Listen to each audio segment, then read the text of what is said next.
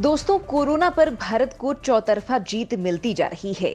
तो वहीं भारत की स्वदेशी वैक्सीन पर सबसे बड़ी कामयाबी भी मिली है।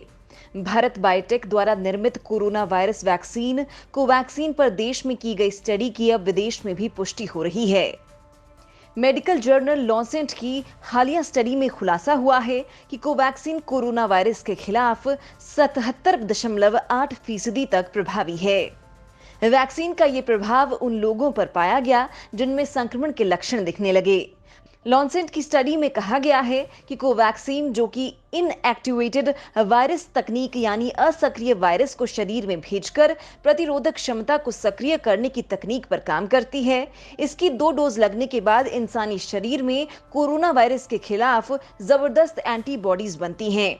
लॉन्सेट ने कहा है कि भारत में नवंबर 2020 से मई 2021 तक 18 से 19 साल के 24,419 लोगों पर किए गए ट्रायल में वैक्सीन के प्रभाव की वजह से कोई गंभीर घटना या मौतों के मामले सामने नहीं आए। जिस अंतरिम स्टडी में ये बातें सामने आई हैं, उसे भारत बायोटेक और Indian council of medical research की तरफ से फंड किया गया था।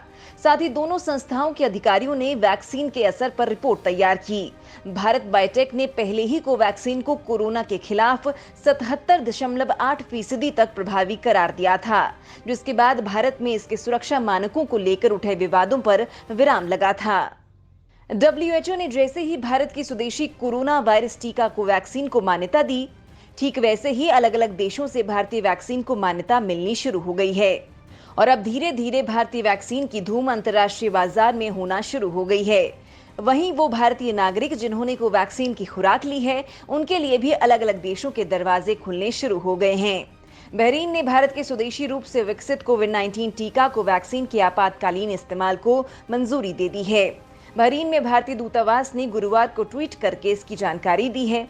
भारतीय दूतावास ने अपने ट्वीट करते हुए कहा कि बहरीन के राष्ट्रीय स्वास्थ्य नियामक प्राधिकरण ने भारत बायोटेक द्वारा भारत की स्वदेशी रूप से विकसित कोविड-19 टीका कोवैक्सीन के आपातकालीन उपयोग को मंजूरी दे दी है।